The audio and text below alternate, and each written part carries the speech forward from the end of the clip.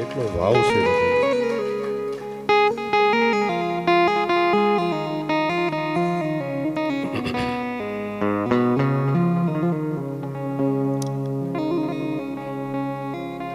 ઉપસ્થિત નંદનંદન યશોદાનંદન નિકુંજ નાયક પ્રભુના શબ્દ દેહરૂપ શ્રી ગોવર્ધનધર પ્રભુ શ્રીમદ ભાગવતજીના યુગલ ચરણારવિંદમાં મારા સદૈન્ય દંડવત, મારા ગુરુદેવ એવં માધવરાય બાબાના યુગલ ચરણારવિંદમાં મારા સદૈન્ય દંડવત. આપ બધા ભગવદીઓના હૃદયમાં બિરાજતા નિકુંજ નાયક પ્રભુને મારા સદૈન્ય દંડવત. આપ બધા ભગવદીઓને મારા સપ્રેમ ભાવપૂર્ણ જય શ્રી કૃષ્ણ. ડોબરિયા પરિવાર વતી સપ્તમ દિવસના આ અંતિમ સત્રમાં આપ બધાનું ભાવપૂર્ણ સ્વાગત, અભિવાદન. સાતમા દિવસની મહાત્મા કથા કહે છે, પરીક્ષિત રાજાને કહ્યું કે હવે તારો કાળ નજીક છે, હવે તક્ષક નાગ આવવાનો છે, તારી કઈ ઈચ્છા હોય તો કે, એટલે તારા પ્રશ્નોનું સમાધાન કરી દઉં. પરીક્ષિત રાજા કહે છે, ગુરુદેવ હવે મને કોઈ કાળનો ભય નથી. મારા પ્રભુના લીલા ચરિત્રોની જે મેં કથા સાંભળી એ અમૃત પાન મેં કરી લીધું છે.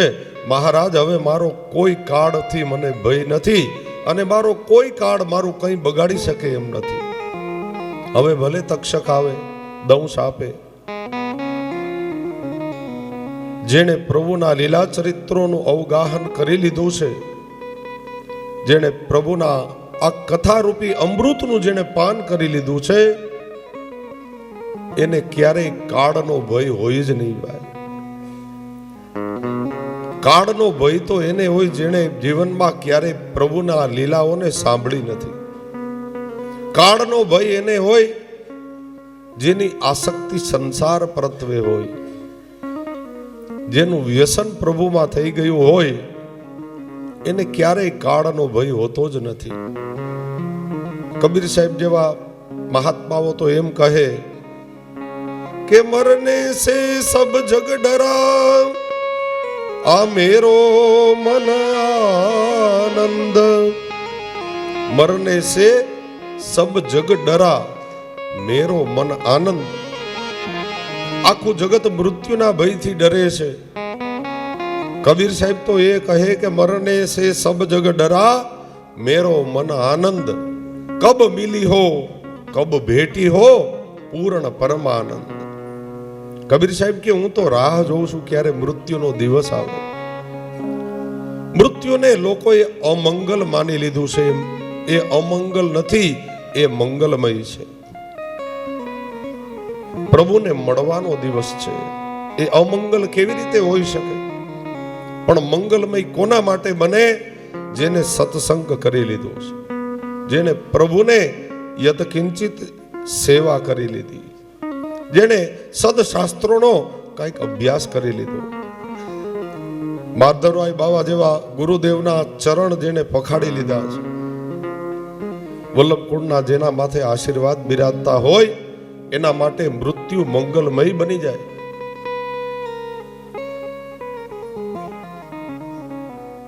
અહીં ગામમાં કેટલા બધા દાખલા છે.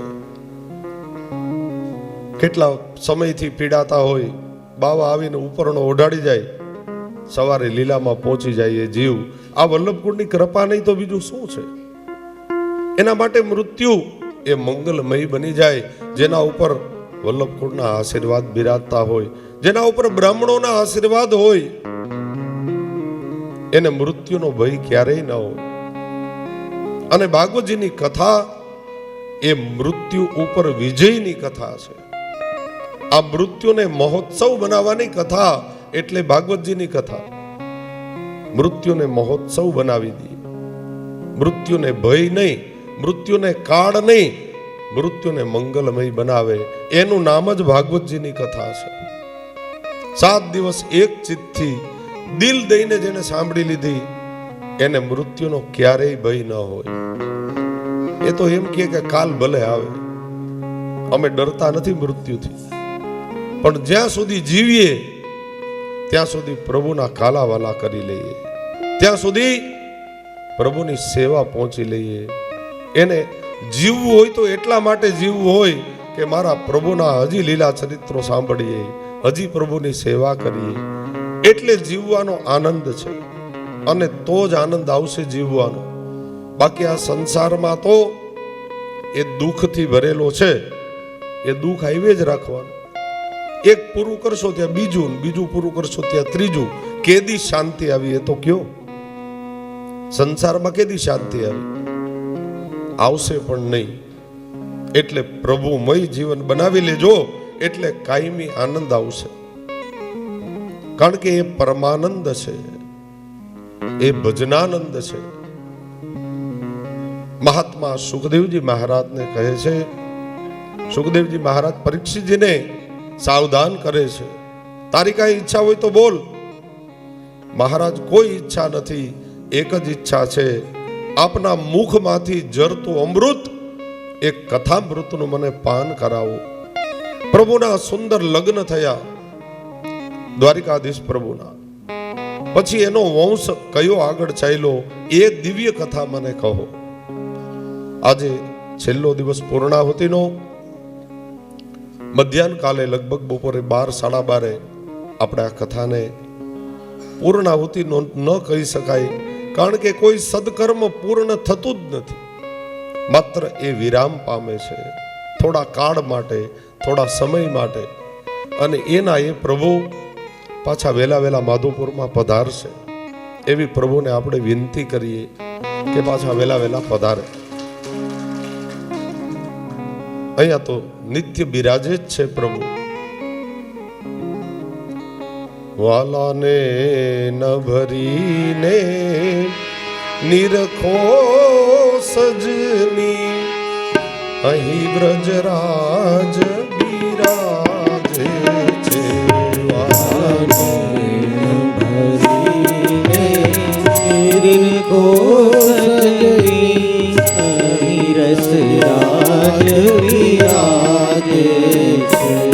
વાલાને ન ભરીને નિરખો સજની, અહીં વ્રજરાજ બિરાજે છે. વાલાને ભરીને નિરખો સજની, અહીં રસરાજ બિરાજે છે.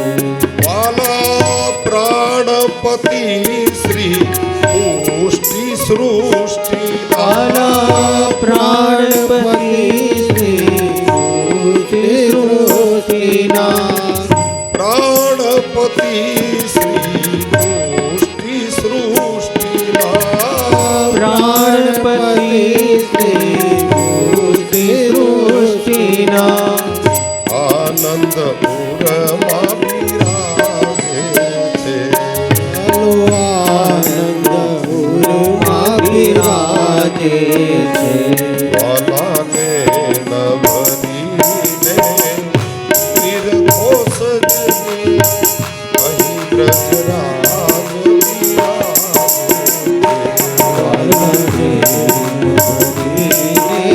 નિરખો સજની, અહીં રસરાજ બિરાજે છે.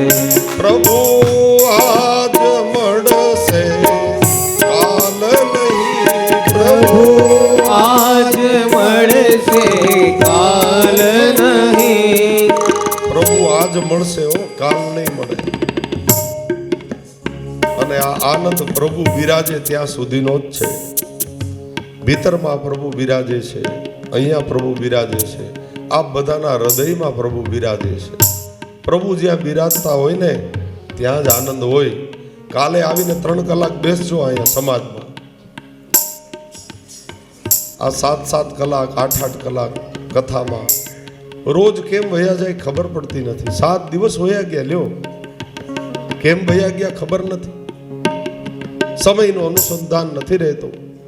પણ પ્રભુ અહીંથી બપોરે વિજય થઈ જાય પછી કાલે આવીને અહીં 3 કલાક બેસજો. એ 3 કલાક 3 યુગ જેવી લાગે હો. 3 કલાક જાય નહીં સાહેબ.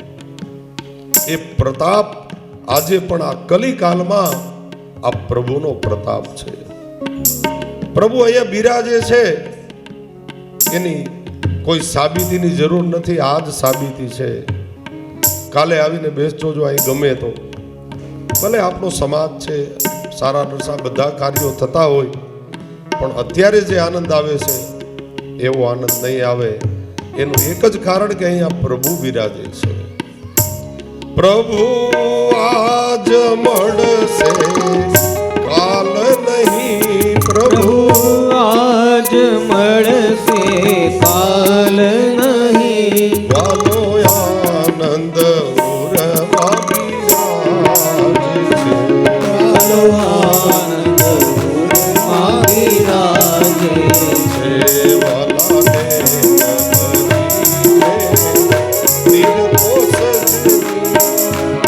બિરાજે છે. વાલાને સજની અહીં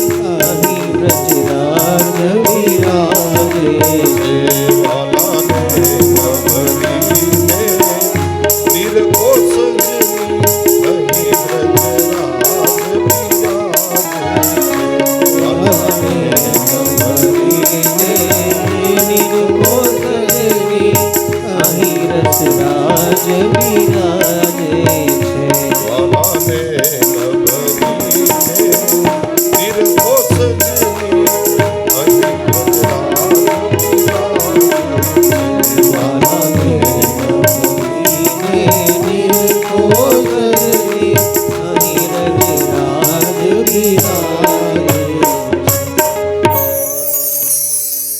પ્રભુ આજ મળશે કાલ નહીં. વાલો આનંદ ઉરમાં બિરાજે છે. એ આનંદ જે અત્યારે આનંદ છે એ આનંદ સદૈવ આપણા હૃદયમાં રહેવો જોઈએ. એ જ પ્રભુનું રૂપ છે. એ આનંદ છે એ જ પરમાનંદ છે, એ જ પ્રભુ છે. એ નિત્ય આપણા હૃદયમાં રહેવો જોઈએ એવો પ્રયત્ન કરવાનો. એનું નામ જ ભાગવતજીની કથા છે.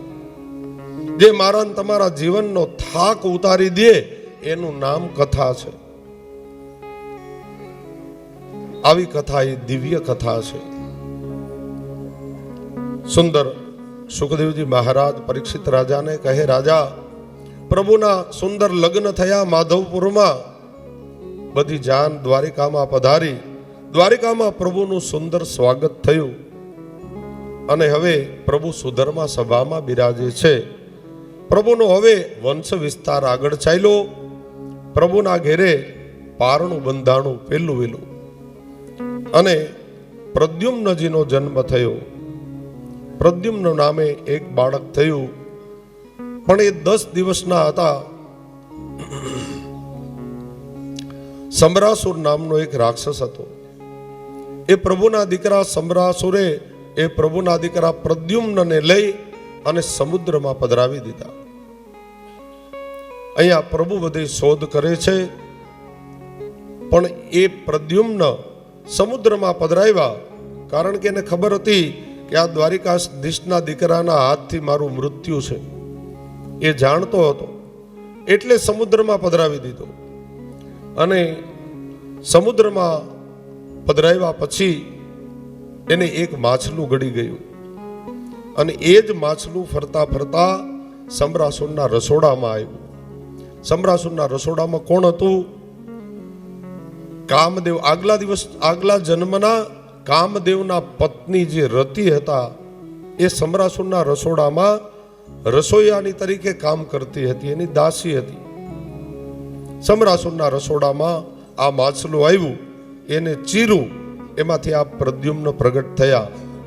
નારદજી એને જાણ કરી રતિને. આગલા જન્મની એક કામદેવની પત્ની હતી અને આ પ્રદ્યુમ્ન એક કામદેવ હતા. કામદેવને ભગવાન શિવે બાળીને ભસ્મ કર્યો હતો. જ્યારે તારકાસુર આદિ રાક્ષસો વધ્યા હતા, એનો વધ કરવો હતો, પણ એને વરદાન હતું કે શિવનું પેલું સંતાન થાય કાર્તિકેય તો એનાથી એનો વધ થાય. હવે શિવની સમાધિ કોણ ભાઈ તોડાવા જાય? જે જાય બળીને ભસ્મ થાય. કામદેવ ગયા એટલે બળીને ભસ્મ થયા. એ વખતે એની પત્ની રતિ આવી અને રતિ વિલાપની કથા છે કુમાર સંભવ મહાકાવ્યમાં. કાલિદાસજીએ લખેલું છે કુમાર સંભવ. ક્યારેક મળે તો વાંચજો, સુંદર છે. આ એ કામદેવના પત્ની છે. શિવે વરદાન આપ્યું હતું કે દ્વાપર યુગમાં દ્વારિકાધીશ પ્રભુ પધારશે, એનું પેલું જે સંતાન થશે એ તારો પતિ કામદેવ હશે. આ એ કામદેવ રતિને અહીંયા મળ્યા. ઘણો સમય યુવાન બન્યા અને પ્રભુને સમાચાર મળ્યા કે સમરાસુરના કેદખાનામાં છે તમારા દીકરા. પ્રભુ 23 શ્રેણી સૈન્ય લઈને આવ્યા. સમરાસુર સાથે ભયંકર યુદ્ધ થયું અને એ યુદ્ધમાં સમરાસુરનો વધ થયો. સમરાસુરને પ્રભુએ માર્યો અને પોતાના દીકરા પ્રદ્યુમ્ન અને એની પત્ની રતિ આ બંનેને દ્વારિકામાં પધરાવ્યા અને પ્રદ્યુમ્નનું આ પેલું લગ્ન એ કરવામાં આવ્યું. પ્રભુનો સુંદર હવે વંશ વિસ્તાર વધે છે. ખૂબ મોટો વિસ્તાર થયો છે પ્રભુનો. એમાં એક સત્રાજીત નામના યાદવ હતા. એ સૂર્યની ઉપાસના કરતા હતા. સૂર્યનારાયણે પ્રસન્ન થઈ એને એક સ્મયંતક મણિ આપ્યો હતો. આ સ્વયંતક મણિ, જો આ સ્વયંતક મણિની કથા છે. સૂર્યનારાયણે આ મણિ આપ્યો. એ મણિ એવો જાદુઈ મણિ હતો ભાઈ કે રોજ 8 ભાર સોનું આપતો હતો. કેટલા? 8 ભાર. એ જૂનું માપ છે. અત્યારના માપ પ્રમાણે એ 2.5 મણ સોનું આપતો હતો. રોજ 2.5 મણ. આવો આપણને મળી જાય તો નો મળે એ સારું છે, નથી જોતો આપણે. જો હવે ભગવાનના ઘરમાં ઝઘડા કરાવ્યા મણીએ, હો, ના હકની અને મહેનત વગરની સંપત્તિ જેટલી મળે એ કુટુંબમાં અને ઘરમાં ઝઘડા કરાવે છે, એ ક્લેશ કરાવે. મહેનત વગરની સંપત્તિ મળશે તો આપણને શાંતિ નહીં લેવા દે. એના કરતાં અડધો રોટલો ખાઈએ છીએ ને એ ઉત્તમ છે, કારણ કે એ મહેનતનું છે. અહીંયા મહેનત વગર મળ્યું. રોજ 2.5 મણ સોનું આપે. દ્વારિકાધીશને સમાચાર મળ્યા. પ્રભુ પધાર્યા. સત્રાજીતને કીધું, સત્રાજીત, આ 2.5 મણ સોનું તને રોજ મળે, તું આનું શું કરીશ? સત્રાજીત થોડોક અવડા સ્વભાવનો હતો. પ્રભુ, મને ઈચ્છા થાય એ કરીશ, તમારે શું કામ છે? એ મને મારી મહેનતથી મળેલો, સૂર્યનારાયણે મને આપ્યો. દ્વારિકાધીશ કે ભાઈ બરાબર છે, પણ 2.5 મણ સોનું રોજ તું ક્યાં નાખીશ? તું એક કામ કર, આપણા રાજકોષમાં જમા કરાવ, તો આપણા રાષ્ટ્રનો, આપણા વિસ્તારનો આપણે વધારો કરીએ. આપણી સંપત્તિમાં વધારો થાય તો આપણા રાજ્યનો વિકાસ થાય, લોકોને સુખાકારી વધે. મારો તો આ ભાવ છે. સત્રાજીત, મારે નથી જોતો તારો મણી, લોકોના હિત માટે માગું છું. સત્રાજીત કે એ નહીં બને, આ મને મળેલો છે અને મારું છે. મારું મારું જ્યાં આવે ને ત્યાં હંમેશા ક્લેશ આવે. જ્યાં તારું તારું આવે ત્યાં જ શાંતિ હોય. હું ને મારું જ્યાં આવી ગયું ત્યાં કામ પૂરું થયું. એ ઘરમાં કોઈ દી શાંતિ ન રહી. સત્રાજીત ને સમજાવ્યો, ન સમજો. પ્રભુ મંદિરમાં પધારી ગયા અને બીજા દિવસે સત્રાજીતનો એક ભાઈ હતો પ્રસેન. એ આ સત્રાજીતને ખબર ન પડે એમ મણી લઈ અને વન વિહાર કરવા ગયો. એક સિંહે એને મારી નાખ્યો. હવે ઘરમાં મણી ગોતે, સત્રાજીતને મળ્યો નહીં, એટલે આડ કોની માથે આવે? કોણ માગવા આવ્યું તું? દ્વારિકાધીશ આવ્યા હતા ને. સત્રાજીતને થયું દ્વારિકાધીશે મારા મણીની ચોરી કરાવી છે, લ્યો આ ભગવાન માથે આડ આવ્યું. સત્રાજીત આવ્યો ભગવાન પાસે, કહ્યું, ભગવાન, ઓલી મણી મેં તમને પ્રેમથી ન આપી એટલે તમે ચોરી કરાવી એમને? દ્વારિકાધીશ કે ભાઈ મેં ચોરી કરાવી? તો કે હા હા, મારા ઘરમાં મણી મળતો નથી, તમે જ ચોરી કરાવી. દ્વારિકાધીશ કે ભાઈ મારે તારા મણીને શું કરવો? મેં તો પ્રેમથી માંગ્યો તો ત્યાં ન આપ્યો એટલે હું વયો ગયો. હું શું કામ ચોરી કરાવું? બોલે નહીં, તમારી પાસે જ છે. દ્વારિકાધીશ કે હવે આ આડ આવ્યું કલંક મારે ધોવું કેવી રીતે? બધા યદુ બાળકોને ભેગા કર્યા અને પૂછ્યું તારો ભાઈ પ્રસેન ક્યાં છે? એ તો પેલા કે બોલે એ 2 દિવસથી દેખાતો નથી.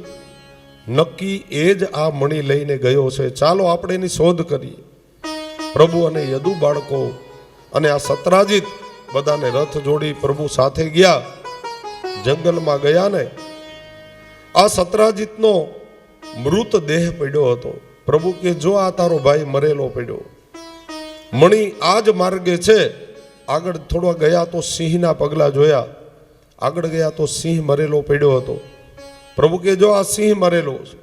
આગળ ગયા તો રીંછના પગલા દેખાયા. પ્રભુ કે હજી આગળ ચાલો, મણી અહીંયા જ મળવાનો છે. આગળ ગયા એક ગુફા આવી. પ્રભુએ બધાને કહ્યું તમે અહીંયા ઊભા રહ્યો, હું પાછો ન આવું ત્યાં સુધી ઊભા રહેજો, હું અંદર જાઉં. પ્રભુ ગુફામાં ગયા. એ ગુફા પોરબંદર પાસે રાણાવાવની બાજુમાં છે, આજે પણ છે. ક્યારેક જાઓ તો એના દર્શન કરજો. એ જાંબુવાનજીની ગુફા છે. આ રીંછ એ કોણ હતું? રામાવતારના જાંબુવાનજી. પ્રભુ ગુફામાં પધાર્યા અને એની દીકરી હતી જાંબુ હતી, એ આ મણીથી રમતી હતી. પ્રભુ જ્યાં મણી લેવા ગયા પણ એ રીંછ ભૂલી ગયો હતો કે આગલા જન્મના મારા પ્રભુ રામ છે આ. એટલે એ ભૂલાઈ ગયું હતું, કારણ કે કેટલા યુગ વ્યતીત થઈ ગયા હતા. પ્રભુની સાથે ભયંકર યુદ્ધ થયું. 27 દિવસ સુધી યુદ્ધ ચાલ્યું. પ્રભુએ એક મુષ્ટિકાનો પ્રહાર કર્યો. જાંબુવાનજીનું બધું બળ વયું ગયું. ત્યારે એને યાદ આવ્યા કે આ તો મારા રામ છે. આ બીજો જન્મ દ્વાપરમાં પ્રભુ થઈને આવ્યા. પ્રભુ મને ક્ષમા કરો, આપ તો રામ છો. પ્રભુ કે મને તો યાદ છે પણ તું ભૂલી ગયો છો. રાવણને જ્યારે માર્યો પ્રભુ રામે, અને પ્રભુ અયોધ્યા જવા નીકળતા હતા, એ વખતે જાંબુવાનજી રામની પાસે આવ્યા. રામને કહ્યું પ્રભુ મારા બાવડામાં હજી એટલું બળ છે કે મને કોઈકની સાથે યુદ્ધ કરવાની ઈચ્છા થાય, મને કોઈ બતાવો. પ્રભુ રામ કે ભાઈ હવે તો યુદ્ધ પૂરું થઈ ગયું અને હું અયોધ્યા નીકળું છું, તને કોની સાથે યુદ્ધ કરાવું? પણ જા, હું તને વરદાન આપું. દ્વાપર યુગમાં હું કૃષ્ણ બનીને દ્વારકાધીશ બનીને આવીશ, ત્યારે તારું મારું યુદ્ધ થશે 27 દિવસ સુધી, અને એક મુઠ્ઠી મારું અને તારું બધું બળ વયું જાય તો સમજજે કે હું તારો રામ છું. આજે એને ભાન થયું કે આ પ્રભુ છે. ચરણ પકડી લીધા. પ્રભુ મને ક્ષમા કરો. પ્રભુ કે એમાં ક્ષમા કરવાની કાંઈ વાત નથી. મેં તને વચન આપ્યું હતું એ મેં પૂરું કર્યું. તારું મારું ઋણ પૂરું થયું. હવે મારો મણી લાવ. બોલે પ્રભુ મણી તો આપીશ, સાથે એક ભેટ પણ આપવી છે. બોલે બોલ કઈ ભેટ? અરે આ મારી દીકરી છે ને જાંબુવતી, પ્રભુ એની સાથે આપના લગ્ન થાય, તમે એની સાળ સંભાળ આજથી સંભાળી લ્યો તો હું નિરાતે તમારા લોકમાં જાઉં. હવે મને બહુ થાક લાગ્યો છે. પ્રભુની સાથે એ જ વખતે એ જ મુહૂર્તમાં જાંબુવતીજીની સાથે પ્રભુના લગ્ન થયા. કેટલામાં લગ્ન થયા? બીજા લગ્ન થયા. પેલા રૂક્ષ્મણી દેવી સાથે, બીજા જાંબુવતી દેવીની સાથે પ્રભુએ એના લગ્ન કરી. જાંબુવતીને લઈ આ રીંછનો ઉદ્ધાર કરી મણી લઈ અને બહાર આવ્યા પ્રભુ, અને બધાને બતાવ્યો કે જો ભાઈ આ મણી સત્રાજીતના હાથમાં આપ્યો, આલે સત્રાજીત આ મણી હવે સાચવીને રાખજે, હવે ખોવાય તો મારું નામ લેતો નહીં, આલે તારો મણી. બધા યદુ બાળકો દ્વારિકામાં પધાર્યા. પણ આ સત્રાજીતને પ્રભુ ઉપર બહુ ભાવ થયો. મણી મળી ગયો ને એટલે, હો, નહીતર તો વેર થઈ ગયું હતું. મણી મળી ગયો એટલે આનંદ થઈ ગયો. એટલે પોતાની દીકરી જે સત્યભામા હતી, સત્યભામાના લગ્ન એમણે પ્રભુની સાથે કરાવ્યા. આ પ્રભુના કેટલામાં લગ્ન થયા? 3જા લગ્ન થયા. અને આગળ પ્રભુના સત્રાજીતની દીકરી સાથે લગ્ન કરવામાં આવ્યા. હવે દ્વારિકામાં એક સતવર્મા નામના યદુ બાળક હતા. એ આ મણી લઈ સત્રાજીતને એને મારી નાખ્યો મણી માટે. જો આ મણી ક્યાં ક્યાં પહોંચ્યો અને કેટલા ઝઘડા કરાવ્યા. સત્રાજીતને મારી નાખ્યો. મણી હાટું થઈને સત્રાજીત મરાયો. સતવર્મા એ મણી લઈ અને હસ્તિનાપુર ગયા. ત્યાં જઈ અને એને અક્રૂરજીને આપ્યો આ મણી. અક્રૂરજી એ મણી લઈ અને ગયા કાશી, બનારસ. ગંગાજીના ઘાટે બેસી માંડ્યા દાન કરવા સોનાનું. હવે અહીંયા દ્વારિકામાં પાછો ઝઘડો શરૂ થયો. હવે દાઉજીને, બલભદ્રજીને ખુદને થયું કે લાલા કનૈયાએ સત્રાજીતને માર્યો અને એનો મણી લઈ લીધો. હવે ભાઈઓ વચ્ચે ઝઘડા કરાવ્યા. જો આ મણી પ્રભુને કીધું, પ્રભુ તમે માર્યા ને? અરે પણ હું શું કામ સત્રાજીતને મારું? મારે મણીની શું જરૂર છે? તમે બધા મારી ઉપર ઝાડ નાખો છો. નહીં લાલા સાચું બોલ. અરે ભાઈ મેં નથી લીધો. હવે પાછું વાળ આવ્યું પ્રભુ માથે. હવે પાછો ગોતી દેવાનો ને મણી. બધા યદુ બાળકોને સાથે લઈ પ્રભુને સમાચાર મળ્યા કે બનારસ કાશીમાં ગંગાજીના ઘાટ ઉપર કોઈ મહાત્મા છે અને સોનાનું દાન કરે છે. પ્રભુ કે આ મણી ત્યાં પહોંચી ગયો છે, નકર સોનાનું દાન કોઈ કરે નહીં. પ્રભુ યદુ બાળકોને દાઉજીને સાથે લઈ બનારસ આવ્યા. કાશીમાં ગંગાજીના ઘાટ ઉપર અક્રૂરજી બેઠા બેઠા સોનાનું દાન કરતા હતા. દ્વારિકાધીશ ત્યાં પધાર્યા. માથામાં માર્યું. અરે તમે અક્રૂર કાકા છો કે નહીં? બોલે હા. કારણ કે પંચકેશ વધી ગયા હતા, જટાબટા, એટલે ઓળખાણા નહીં. પ્રભુએ પૂછ્યું તમે અક્રૂરજી છો? બોલે હા. અહીંયા શું કરો? બોલે સોનાનું દાન કરું.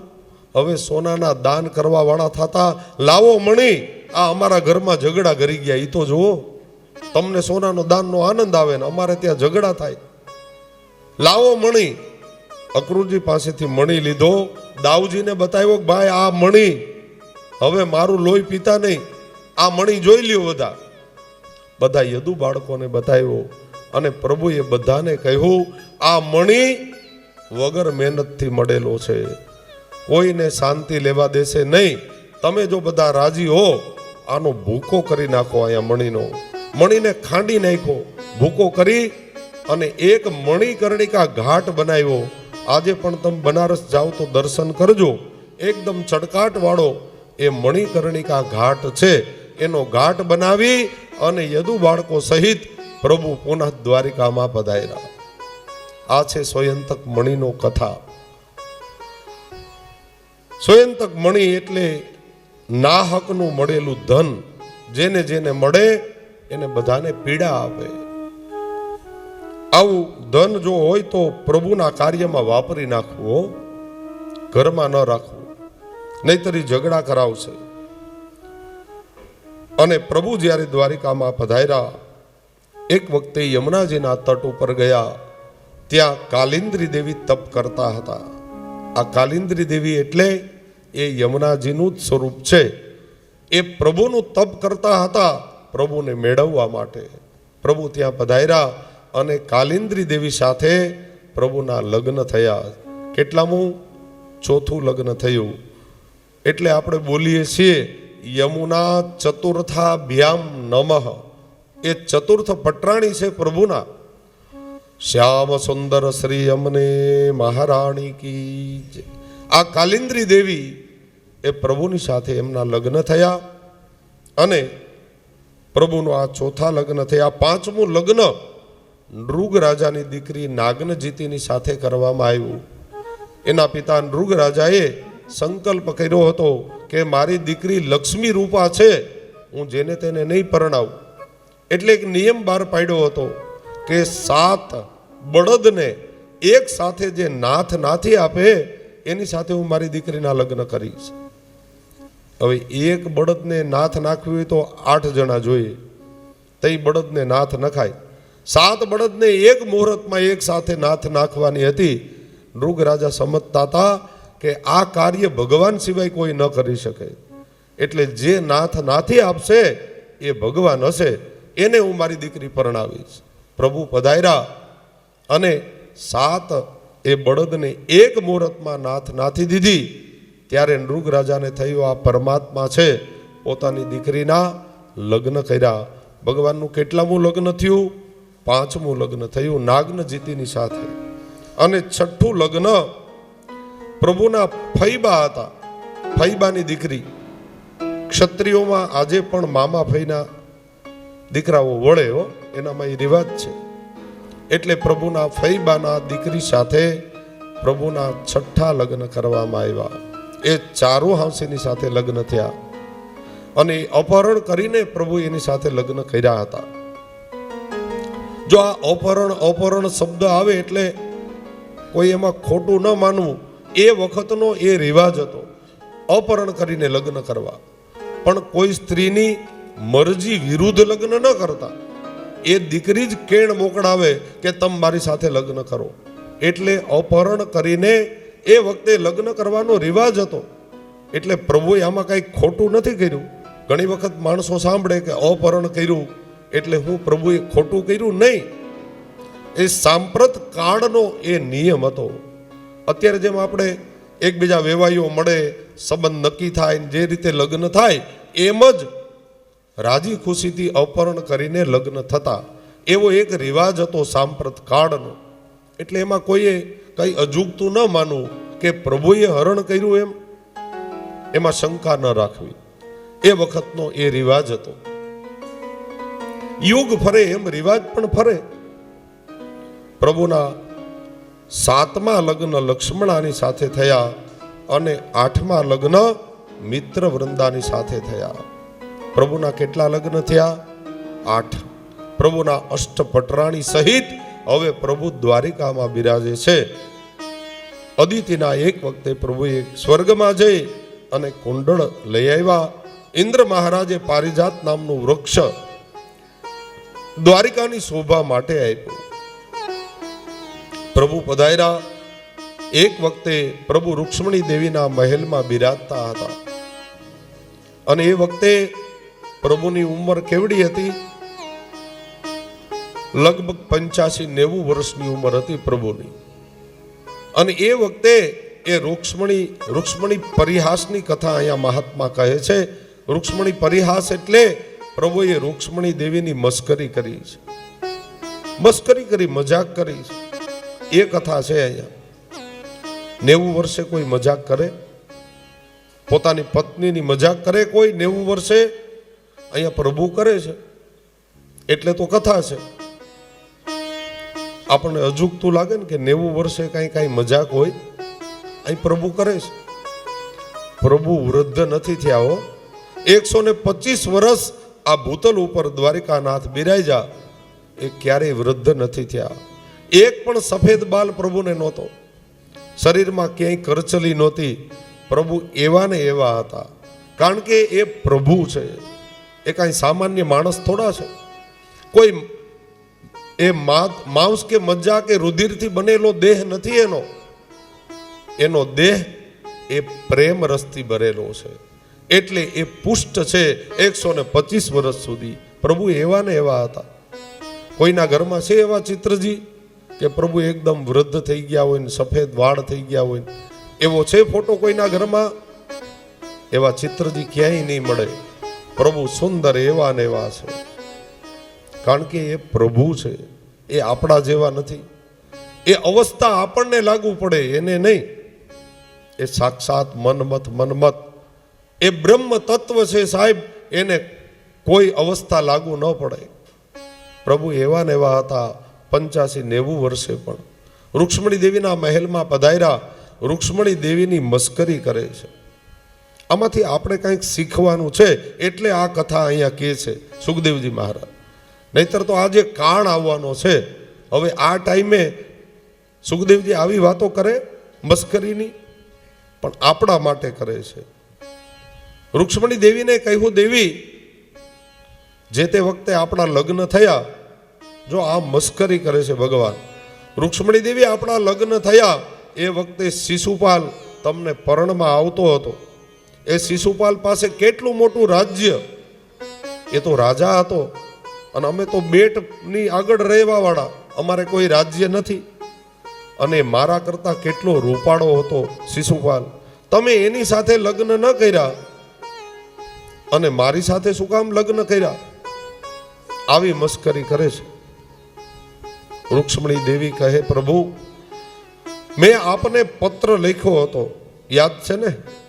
રૂક્ષ્મણી લગ્ન પહેલા તમે મને અપહરણ કરવા આવ્યા એ પહેલા મેં પત્ર મોકલ્યો હતો તમને.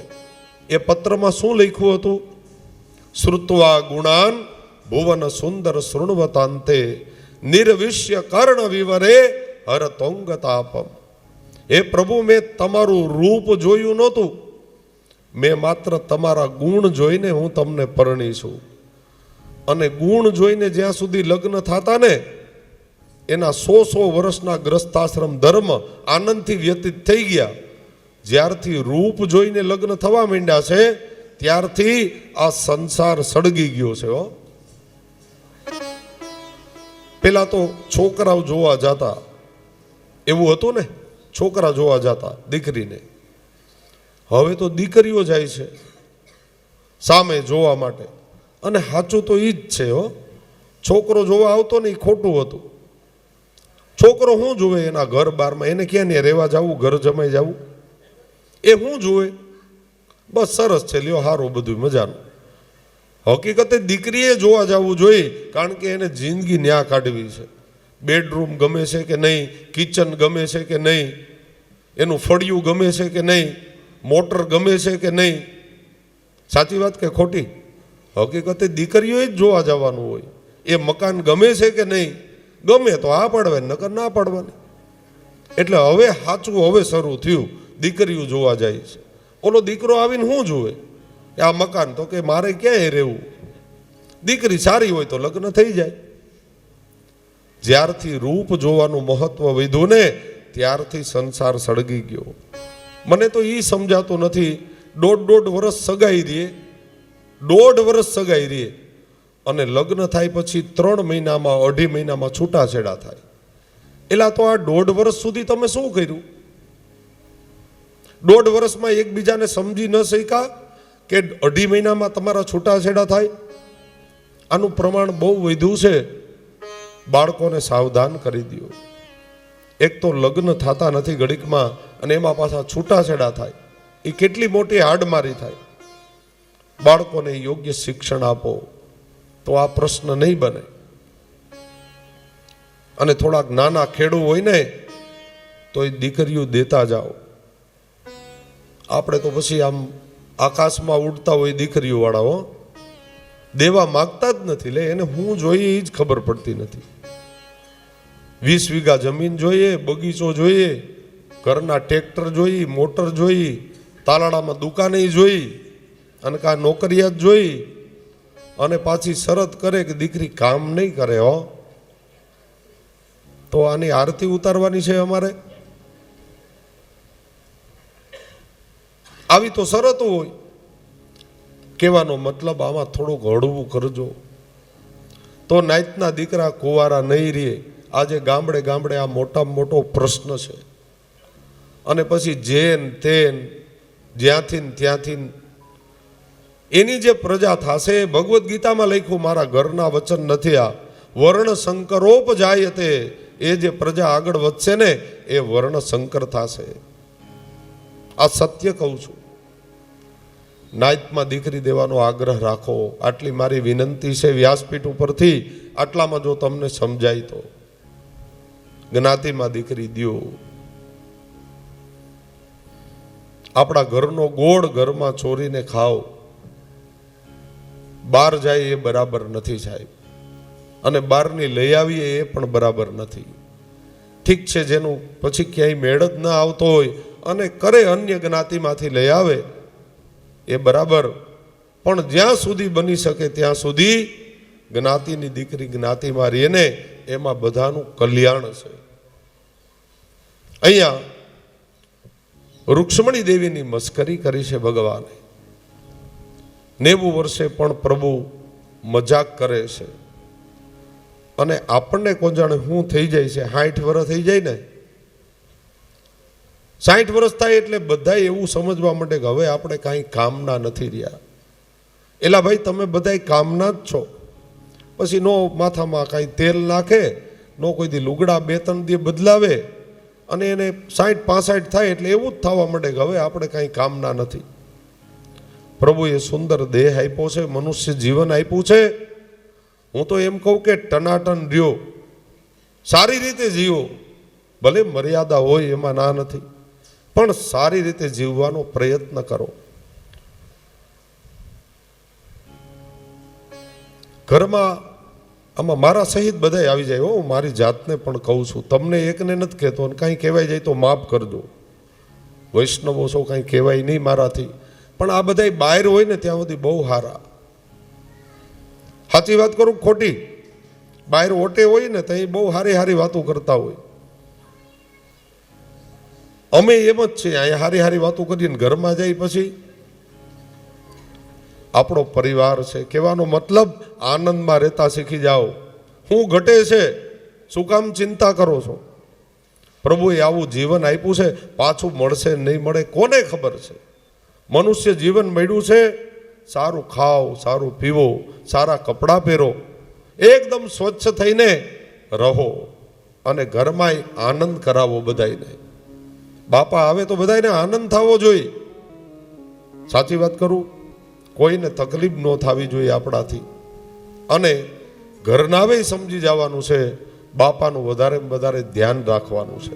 એ આપણા વડીલ છે, એ આપણા પરિવારના મોભી છે. એની માન અને મર્યાદા જળવાવી જોઈએ. એની સામે જેમ તેમ નથી બોલવાનું.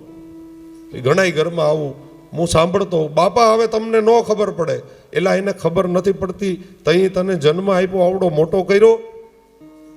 બાપાને બધી ખબર પડે છે હો, પણ તમારે ખબર પડવા નથી દેવી. આવું અપમાન ક્યારેય ન કરવું. એ ઘરમાં ક્યારેય લક્ષ્મી ટકતી નથી, યાદ રાખજો. એટલે વડીલોને મારી વિનંતી, ખૂબ આનંદથી જીવો. જેટલું થાય એટલું પ્રભુનું ભજન કરો. કાંઈ ન થાય તો આનંદમાં રહ્યો. ભગવદ્ ગીતામાં લખ્યું છે, પ્રસન્ન ચિત્તે પરમાત્મ દર્શનમ. ખોટી ચિંતા કરીને બેસવું નહીં, આનંદમાં રહેવું. જેટલું થાય કાંઈક કામ કરીએ, થોડું ઘણું. કાંઈ ન થાય તો હરિનું ભજન કરીએ. પણ રહેવાનું કેમ? સુંદર જીવન જીવવાનું. એવું નહીં વિચારવાનું કે હવે આપણે કાંઈ કામના નથી. આપણે બહુ કામના છીએ. અને આ પેઢી બધી જ્યાં સુધી છે ને ત્યાં સુધી જ આનંદ છે હો. આ પેઢી જ્યાં સુધી બેઠી છે ત્યાં સુધી એક ગામની શોભા છે. પછી પાઘડીઓ વાળા ગોતવા જવા પડશે. નહીં મળે, નહીં મળે સાહેબ. તાલી પાડો આ વડીલો માટે. એ બધા બેઠા એ જ શોભા છે આપણા ગામની. એ ઓટે બેઠા હોય એટલા સુંદર લાગતા હોય. એ ગામનું એ રતન છે, એ ગામની શોભા છે.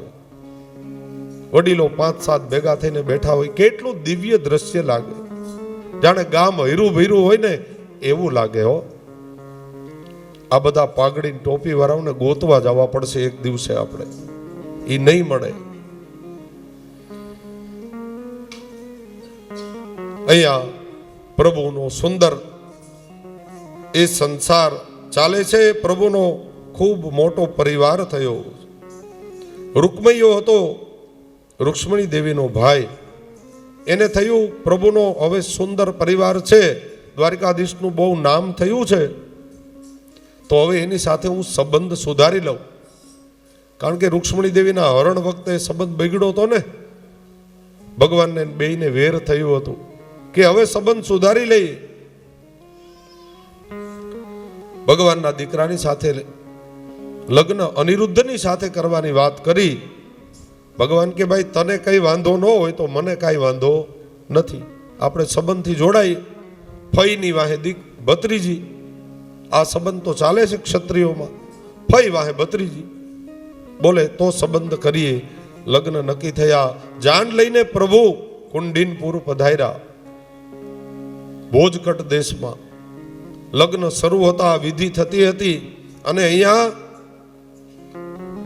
દાઉજીને આમંત્રણ આપ્યું સોગઠા બાજી રમવા માટે. સોગઠા બાજી એટલે એ વખતનો જુગાર. હવે દાઉજીને કઈ રમતા આવડતું નહોતું અને દાઉજી હતા ભોળા. સોગઠા બાજીમાં આ રૂકમૈયો એ અનીતિ કરતો હતો. જેટલી બાજી આવે બધી કે હું જીતો, હું જીતો, હું જીતો, બધી બાજી એ જ જીતો. બધી સંપત્તિ દાઉજી હારી ગયા. કોઈ બીજા તો ભગવાન બેઠા બેઠા જોતા હતા, આપણે કાંઈ બોલવું જ નથી, કારણ કે આ બાજુ મારો ભાઈ અને સામે મારો હાડો, કેનું હું ઉપરાણું તાણું. પ્રભુ જુએ છે, જે થાય બરાબર થશે. આકાશવાણી થઈ કે દાઉજી તમે બહુ ભોળા છો, જેટલી બાજી પડી એ બધી તમે જીતા છો, અને આ રૂકમઈઓ તમને બનાવટ કરે છે. અને જેટલા ભોળા હતા ને દાઉજી, એટલા જ ક્રોધી પણ હતા હો. એકદમ ક્રોધ આવી ગયો, પોતાની ભ્રકુટી એકદમ ધ્રુજવા લાગી. હાથમાં હળભૂષણ હતું, હાથમાં લઈ અને ફટકાર્યું રૂકમૈયાના માથામાં. રૂકમૈયાના રામ રમી ગયા. રૂક્ષ્મણી દેવી હવે આવ્યા નથી બચાવવા હો. ઈ કે જે થયું એ બરાબર થયું, મારા ભાઈનો દોષ જ છે, એ અભિમાની છે, પાપી છે, બરાબર થયું જે થયું તે. અને પ્રભુએ સુંદર પોતાના દીકરા ના લગ્ન કરી અને અનિરુદ્ધનું આ પહેલું લગ્ન કરી બધા દ્વારિકામાં પધાર્યા. અનિરુદ્ધનું બીજું લગ્ન બાણાસુરની દીકરીની સાથે કરવામાં આવ્યું હતું. બાણાસુર એ શિવનો ભક્ત હતો અને એક દંડિયા મહેલમાં રહેતો હતો. એક દંડિયો મહેલ એટલે આખો લાકડાનો મહેલ બનાવ્યો હતો. દૂર દૂર કેટલાય કિલોમીટરો સુધી ઊંડી ખાણ હતી, એમાં પાણી ભરેલું હતું. આ બાણાસુર અતિ બીકણો હતો, એટલે આવો મહેલ બનાવ્યો હતો પાણીની વચ્ચોવચ્ચ, કે જ્યાં કોઈ પહોંચી ન શકે, શત્રુઓ. અને એક દંડ ઉપર આખો મહેલ બનાવ્યો હતો. બાણાસુરની દીકરી, એનું નામ છે ઉષા. તમે ઓખા હરણ સાંભળો છો ને, એમાં છે ઓખા. આ એ જ અહીંયા નામ છે ઉષા. ઉષા અને એની એક બહેનપણી હતી, એનું નામ હતું ચિત્રલેખા. બંને બહેનપણીઓ હતી, આ મહેલમાં રહેતી હતી. એક દિવસે સવારના પોરમાં આ ઉષાએ ચિત્રલેખાને કીધું, એની બહેનપણીને, કે બેન, મને આજે રાત્રે સ્વપ્નમાં એક રાજકુમાર આવ્યો, એટલો સુંદર, એની સાથે મારે લગ્ન કરવા છે, તું મને લઈ આવી દે. ચિત્રલેખા કે ઉષા, આ સપનું તને આવ્યું છે, મને થોડું આવ્યું છે. એમાં કયો પુરુષ તને દેખાણો એ મને થોડી ખબર હોય. બોલે, તને પેન્ટિંગ આવડે છે, પેન્ટિંગ અને ઉડવાની વિદ્યામાં આ ચિત્રલેખા એક નંબર હતી. એટલે કે તું પેન્ટિંગ બનાવ, જેટલા રાજકુમારો છે પૃથ્વી ઉપર એ બધાના પેન્ટિંગ બનાવ, એના ચિત્ર બનાવ. એ રાજકુમાર આવશે એટલે હું કહીશ કે આ મને સપનામાં આવ્યો હતો. ચિત્રલેખા કે કેટલા બનાવું? અરે જેટલા બનાવવા પડે એટલા બનાવ. મગધ નરેશ, જરાસંઘ, એના વંશના ચિત્રો બનાવ્યા. બોલે, આમાંથી કોઈ નહીં. શિશુપાલ, દંતવક્ત્ર, એનો પરિવાર. બોલે, આમાંથી કોઈ નહીં. હસ્તિનાપુર, દુર્યોધન, પાંડવો, બધાના ચિત્ર બનાવ્યા.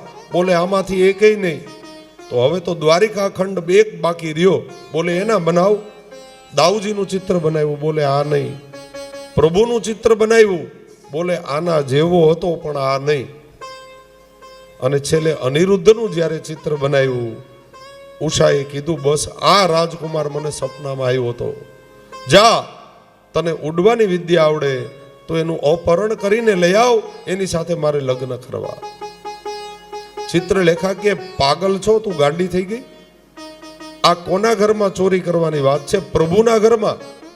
અરે ત્યાં સુદર્શન ચક્રનો એ ચોકી છે, ત્યાં જાવ ને એટલે મારું માથું કપાઈ જાય. અને એ પાછું અપહરણ કરવાનું અનિરુદ્ધનું. જો અહીંયા હરણ કોનું થાય છે? અનિરુદ્ધનું. અને તમે બધા બોલો છો ઓખા હરણ. ઓખાનું હરણ નથી થયું, કોનું થયું છે? અનિરુદ્ધનું હરણ થયું. ચિત્રલેખાને મનાવી. ચિત્રલેખા ગઈ. રાત્રિના વિશે નારદજીને મળી. નારદજીને કીધું, આ સુદર્શન ફરતું ફરે છે ને, એને થોડી વાર તમે થંભાવી દો તો હું મારું કાર્ય કરી લઉં.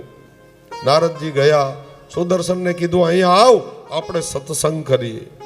સુદર્શન કે, અમારે થોડો સત્સંગ કરવાનો હોય, અમે તો પ્રભુના હાથમાં બિરાજીએ છીએ. અરે તું એવો વેમ ન રાખતો, પ્રભુના પિતા નહીં, એના કર્મ ભોગવવા પડે. તો તારે ન ભોગવવા પડે? સુદર્શન કે એવું હોય તો કે હા, અહીંયા આવ સત્સંગ કરી લે, નકરો ચોકી ફેરો જ કરત તે. એને ઊભો રાખ્યો, સત્સંગ કરાવ્યો. એટલામાં વીજળીનો જેમ ચમકારો થાય એમ અનિરુદ્ધને પલંગ સહિત લઈ અને ચિત્રલેખા એકદંડિયા મહેલમાં ગઈ. કામ થઈ ગયું. નારદજી કહ્યું, સુદર્શન તને કઈ ખબર પડે છે કે નહીં? સુદર્શનજી કે કેમ? અરે તમારે કઈ સત્સંગ કરવાનો હોય, તમે તો પ્રભુના હાથમાં બિરાજો. સુદર્શનજી કે પણ નારદજી તમે જ મને બોલાવ્યો અને તમે હવે પાછો મને ઠપકો આપો છો. હવે જાઓ જાઓ સુદર્શન જાઓ, તમે ચોકી ફેરો કરો, વળી ભગવાનના ઘરમાં ચોરી થાય ને આપણા બેયનું નામ આવશે.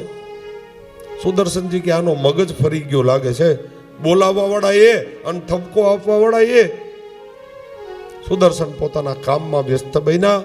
નારદજી ગયા અને એકદંડિયા મહેલમાં અનિરુદ્ધનું હરણ થઈ ગયું. બાણાસુરને ખબર પડી. બાણાસુર આવ્યો અને અનિરુદ્ધને કેદખાનામાં પૂરી દીધો. હવે કેટલો સમય વયો ગયો ભાઈ, 6 મહિના વયા ગયા હો.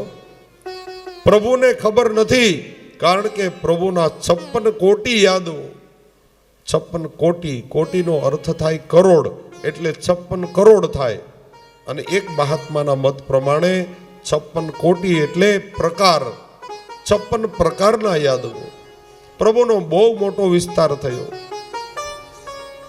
હવે પ્રભુને કેમ ખબર પડે? પછી પ્રભુ પધાર્યા, 23 શ્રેણી સૈન્ય લઈ અને પ્રભુ પધાર્યા છે. નારદજીએ સમાચાર આપ્યા હતા, તમારો અનિરુદ્ધ ક્યાં? ભગવાન કે મને શું ખબર? આવડો મોટો મારો પરિવાર, કોણ ઘેરે હોય ને કોણ બહાર હોય કેમ ખબર પડે? 23 શ્રેણી સૈન્ય લઈ બાણાસુર ઉપર એ યુદ્ધ કર્યું. બાણાસુરના બધા હાથ કાપ્યા. એની માં હતી કોટરા, એ પણ યુદ્ધ જાણતી હતી. શિવજી પણ પધાર્યા અને યુદ્ધને વિરામ કર્યું. 2 હાથ રાખ્યા, બાણાસુરના બધા હાથ કાપી નાખ્યા. અને એ પ્રભુ અનિરુદ્ધનું આ બીજું લગ્ન ઉષાની સાથે થયું અને એ બધા પાછા દ્વારિકામાં પધાર્યા.